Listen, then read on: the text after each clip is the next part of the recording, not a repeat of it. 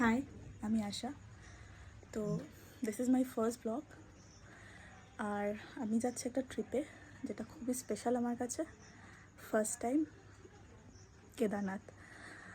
তো আমি যাওয়ার জন্য বেরোনোর জন্য রেডি হয়ে গেছি। সুপারি নিকাল কে বাত কর রে বাবা। Let's go.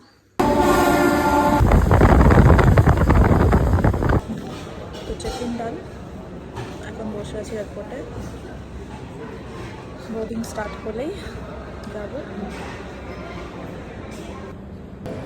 তো বোর্ডিং হওয়ার জন্য ওয়েট করছি। ফ্লাইট 20 মিনিট ডিলে আছে। আমার ফ্লাইট হচ্ছে এয়ার ইন্ডিয়া, তো একটু ভয়ও আছে। যা যা হাতচাপ হলো, দেখা যাক।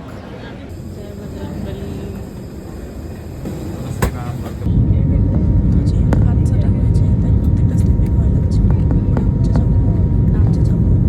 আর তারপরে লাঞ্চটা কমপ্লিট করে নিলাম।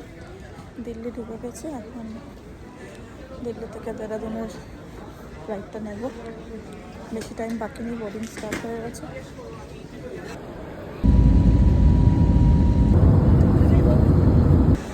তো দেরাদুন ল্যান্ড করে গেছি। ভেবেছিলাম ওয়েদারটা ভীষণ খারাপ হবে, বৃষ্টি হবে, কী হবে জানি না, বাট এখানে ভীষণ রোদ। দেখা যাক এবার কী হবে। খুব এক্সাইটেড লাগছে আর খুব ভয়ও লাগছে, কোনো প্রবলেম যাতে না হয় আর কি।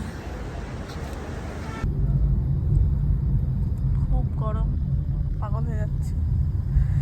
ভাবছিলাম বৃষ্টি হবে, বাট হলো না। তো এখান থেকে ডাইরেকশনটা দেখা যাচ্ছে, এবার পথ চলা শুরু। আর এটা হচ্ছে একটা পাহাড়ি ফল, আফ্রিকাও নাম। আর গান শুনতে শুনতে পাহাড় দেখতে দেখতে চলে যাচ্ছি।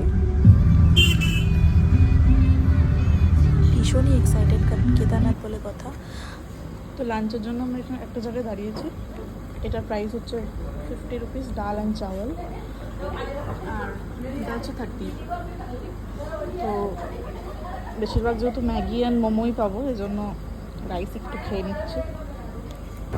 তো এটা হচ্ছে ইউনিভার্সিটি, দারুণই সুন্দর। মানে এখানে এরকম টাইপের ইউনিভার্সিটি দেখা যায় না, ফরেনের মতো লাগছিল। আর এটা হচ্ছে দেবপ্রয়াগ, যেখানে আলেকনন্দন ভাগীরথী সঙ্গমটা হয়েছে। তো আমাদের ড্রাইভার দাদা বলছিল যে এখান থেকে কত স্টেপ নামলে ওখানে যাওয়া যাবে, বাট যেহেতু আমাদের কাছে টাইম ছিল না, তাই আমরা বেরিয়ে পড়লাম। অনেক রাত হয়ে যেত পৌঁছতে, তাই এমনিও রাতই হয়ে যাচ্ছিল। আর এখানে মেঘটা এত সুন্দর লাগছিল দেখতে। আর বাকি জার্নিটা পরের ভিডিওতে দেখা হচ্ছে। বাই।